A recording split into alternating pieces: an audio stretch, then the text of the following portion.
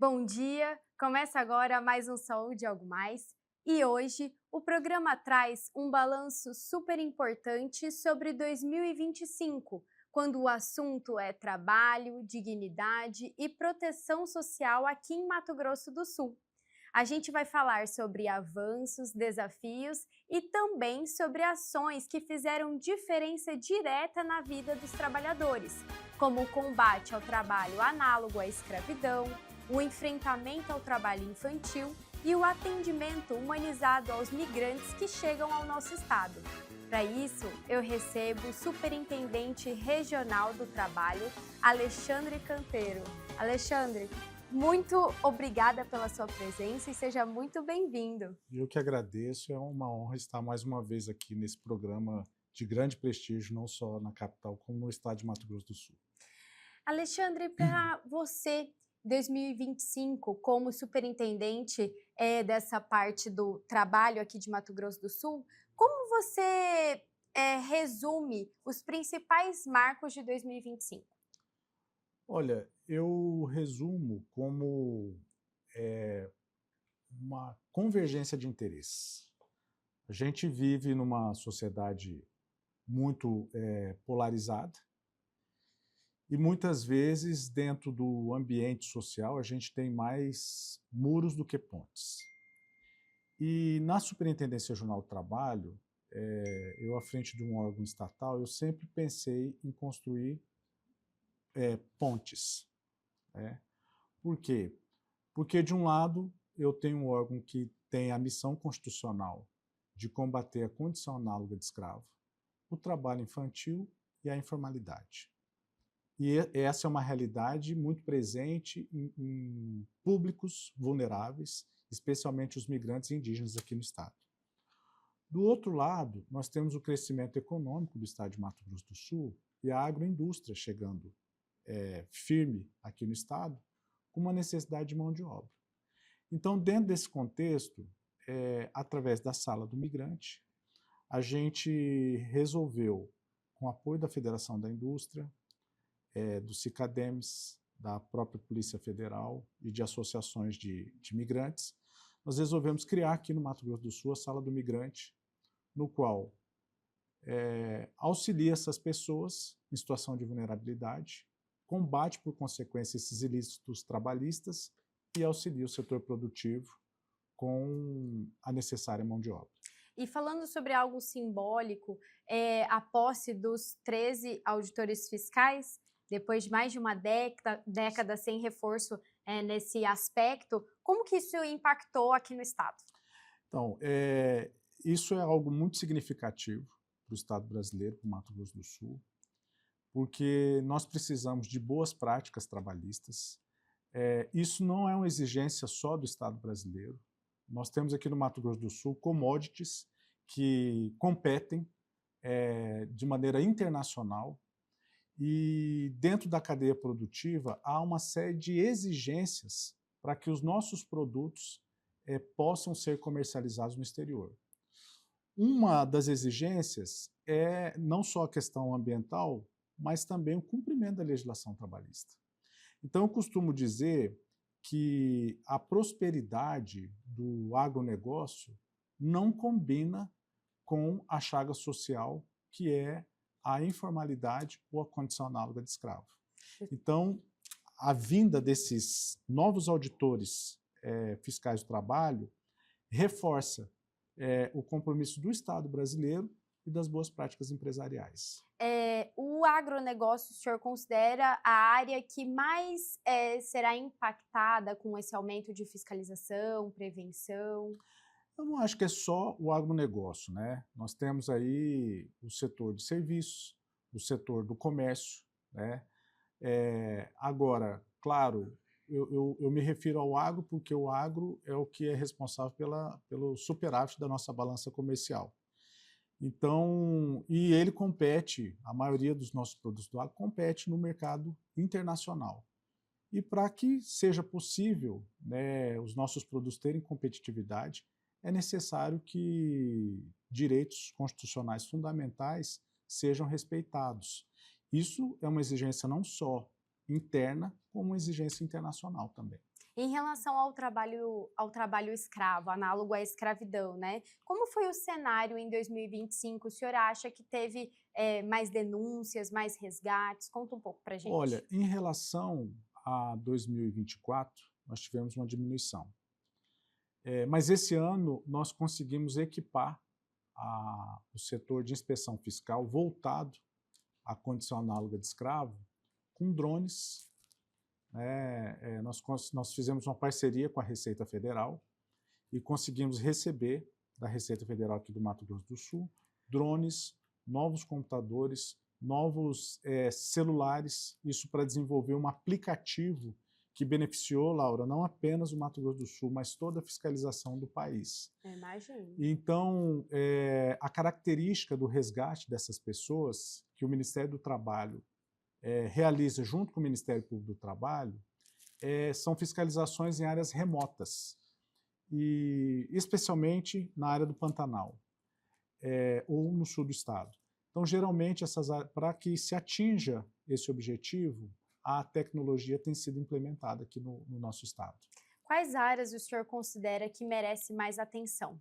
Ainda merece mais atenção? Então, dentro da condição análoga de escravo, são mais as áreas rurais, as áreas mais remotas, né? Especialmente as áreas fronteiriças, porque a maioria das pessoas resgatadas dessa situação são ou migrantes, né, na sua maioria paraguaios ou bolivianos, ou indígenas. Então, essas áreas mais remotas, fronteiriças, são as que a gente dá mais atenção. A gente faz um intervalo rápido e depois iremos trazer mais detalhes sobre a fiscalização em relação ao trabalhador. Não sai daí! No Hospital de Olhos, cuidar da sua visão vai além da tecnologia e inovação. Aqui você encontra atendimento humanizado e acolhedor, com os melhores tratamentos para você enxergar um futuro melhor.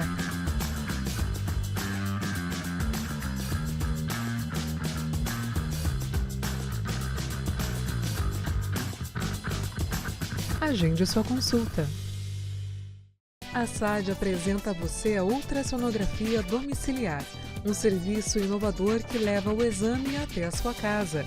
Nosso time de especialistas garante precisão no diagnóstico com apenas 2 horas para o resultado e toda a comodidade e o cuidado que você merece.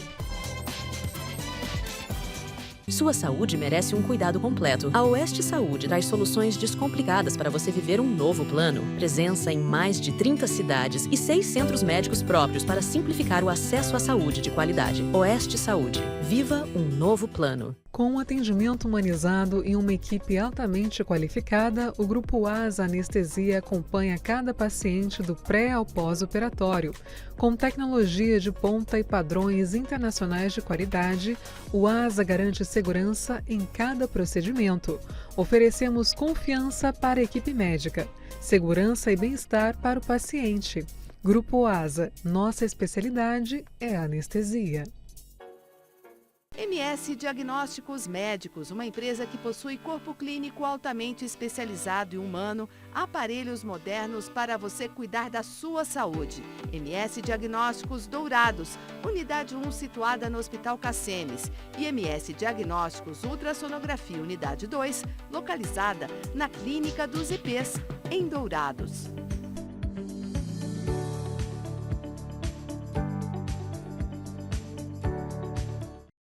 Cuidar da sua saúde começa com um diagnóstico preciso. Na ProExames, unimos tecnologia de ponta a um atendimento humanizado, oferecendo exames e laudos de alta qualidade. Nossa equipe especializada está sempre pronta para garantir um atendimento seguro e eficiente. ProExames, diagnósticos confiáveis, cuidado de verdade. O Laboratório Sabin possui 9 unidades em Campo Grande e um atendimento que prioriza a necessidade de cada paciente. E com o serviço #VemSabin, você pode realizar seus exames e vacinas em casa, no trabalho ou na maternidade. Sabin, o seu cuidado é a nossa inspiração.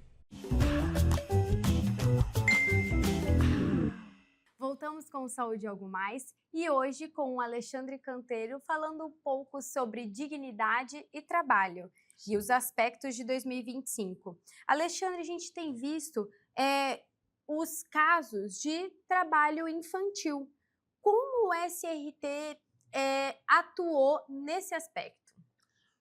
Olha, nós temos uma auditora, inclusive é referência nacional, que é a Maristela, que fiscaliza as empresas, a indústria, as áreas rurais também, quando é necessária, para verificar a existência de trabalho infantil ou não. Até a presente data, nós tivemos uma diminuição em relação ao ano passado, né? Nós tivemos cerca de 266 infrações o ano passado, e esse ano em torno de 224 ou 234, mas um número inferior a 2024.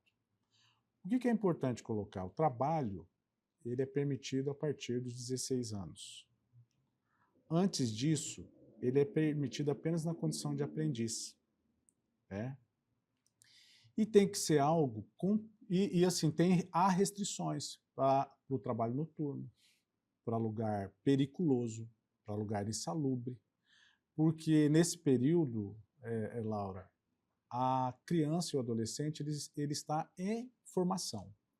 E existe dados, né, isso do Estado brasileiro, não só do governo federal, mas governo estadual e governo municipal, que à medida que existe um trabalho infantil, né, desassistido, há uma grande evasão escolar. E a evasão escolar e o trabalho infantil de maneira não permitida, de maneira ilícita, ele acaba resultando na permanência de um ciclo de pobreza e de manutenção de uma situação social que não é interessante para a sociedade e nem para aquela criança ou para aquele adolescente. Então, o objetivo da fiscalização do trabalho infantil, além de proteger essas crianças e adolescentes, é também possibilitar que, através da educação, né, ou do trabalho assistido e permitido, eles possam ascender socialmente. Ela tem uma mudança de vida, né? Exatamente. Exatamente. Na sua opinião, quais são os principais desafios que vocês ainda enfrentam na identificação desses menores que estão em situação irregular?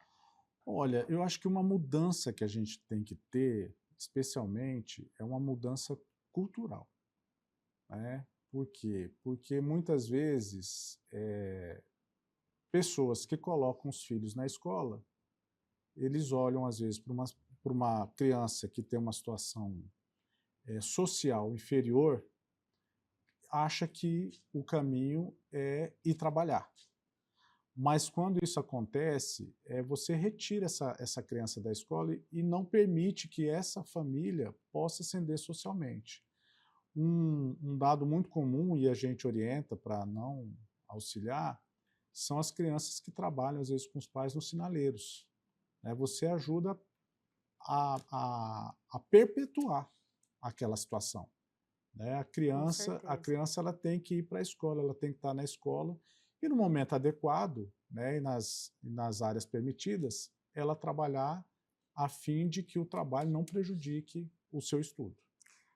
Eu acredito que, às vezes, tirar a possibilidade é uma forma muito cruel, né, com essa criança. Muito cruel, sabe?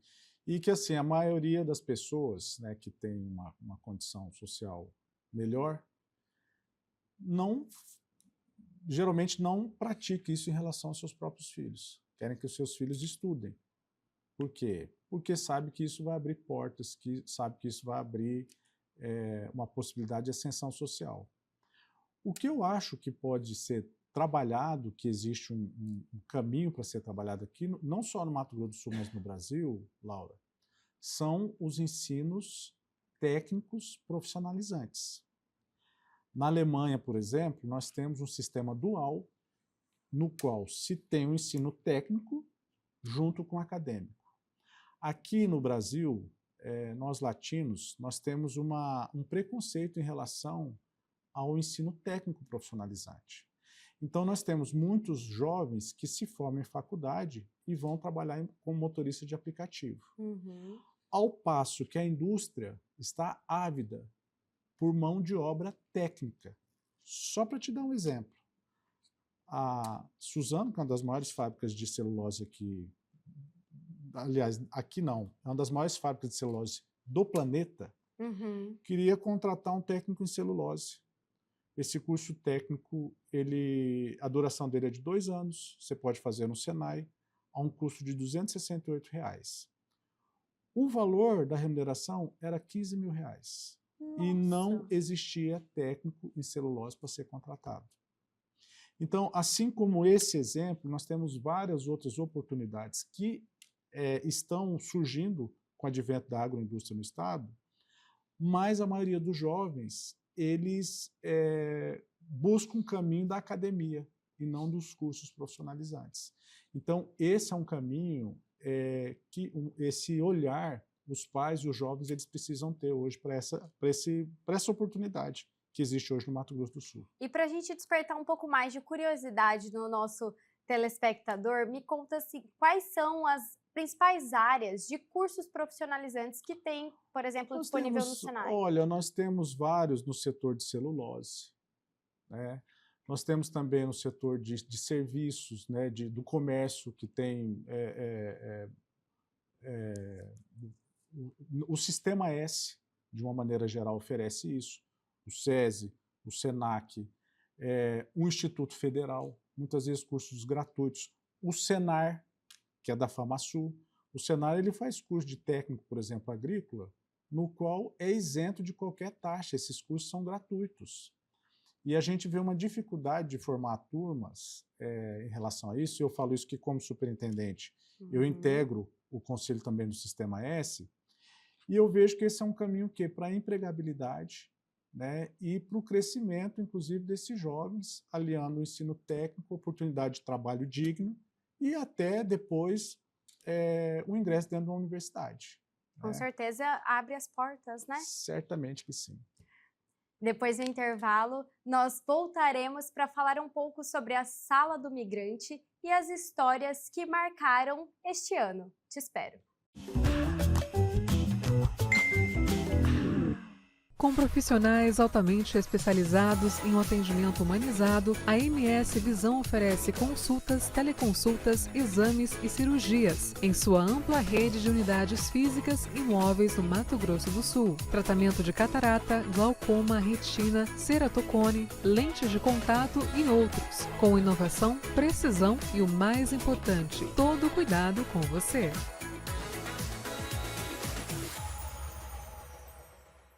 A Ultra Medical oferece mais comodidade ao realizar todos os exames em um só lugar. Rapidez e eficiência com tecnologia de última geração. Agora também com amplo estacionamento. Há quase 30 anos cuidando da saúde da sua família. Cerdil, Centro de Radiologia e Diagnóstico por Imagem. O Cerdil é uma clínica especializada em exames de radiologia e diagnóstico por imagem que atua em Mato Grosso do Sul desde 1996. Atualmente com unidades nos municípios de Campo Grande, Corumbá, Dourados, Naviraí, Ponta Porã e Rio Brilhante. Cerdil, diagnósticos avançados e atendimento responsável. A KZT é referência em atenção médica domiciliar em todo o estado.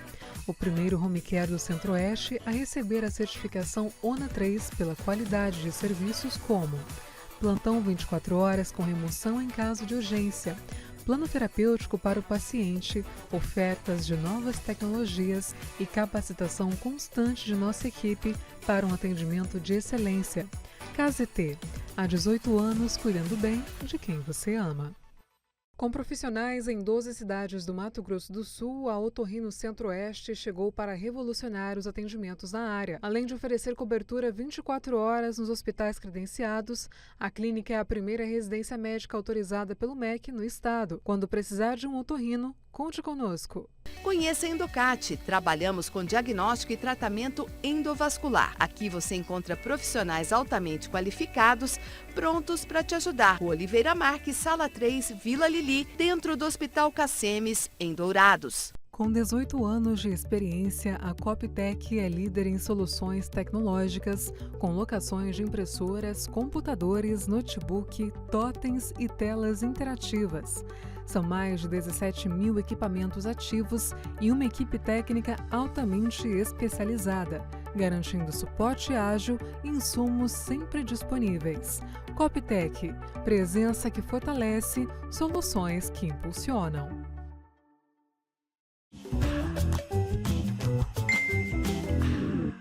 O Saúde Algo Mais está de volta e hoje trazendo aspectos super importantes sobre a dignidade do trabalhador. Alexandre, a Sala do Migrante virou uma referência nacional. Como que surgiu essa ideia e por que ela era tão necessária? Então, essa ideia, eu fui convidado para um dia do migrante na estação ferroviária. Esse dia do migrante, eu recebi um convite de uma juíza do trabalho, estava sendo realizado pelo Tribunal Regional do Trabalho e pelo Ministério Público do Trabalho e outras entidades. E lá eu me deparei com a realidade dos migrantes que chegavam aqui no estado. De uma falta de orientação, a barreira da língua, da cultura, né? Muitos na condição de refugiados, né? Ou de países em estado de calamidade pública. E eu me sensibilizei com essa situação que eu encontrei lá nesse dia.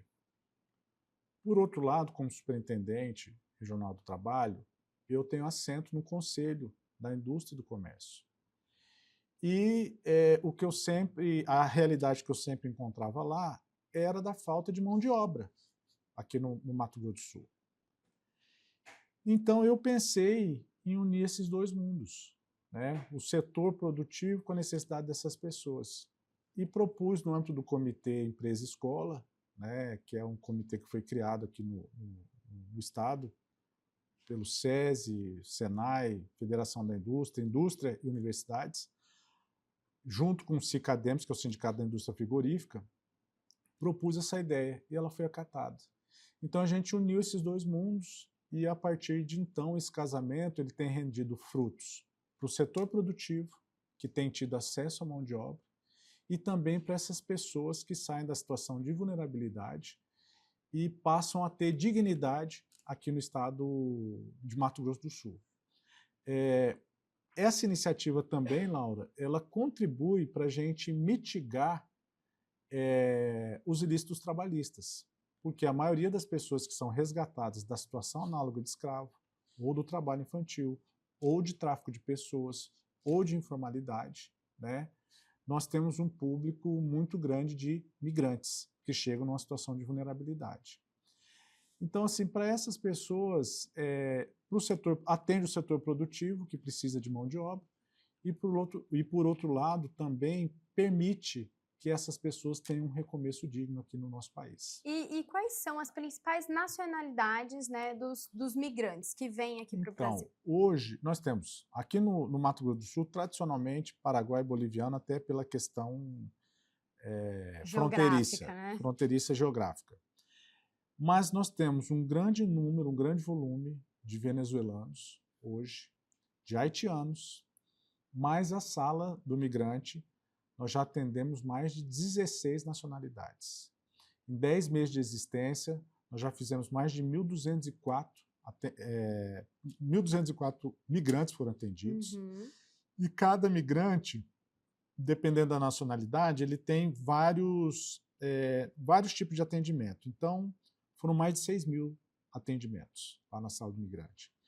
E essas pessoas, todas elas que foram atendidas lá, elas tiveram o CPF emitido, a carteira de trabalho digital e o visto de permanência aqui no Brasil, conforme a sua nacionalidade, conforme o tratado internacional ratificado pelo país de origem, e essas pessoas foram encaminhadas para o mercado de trabalho.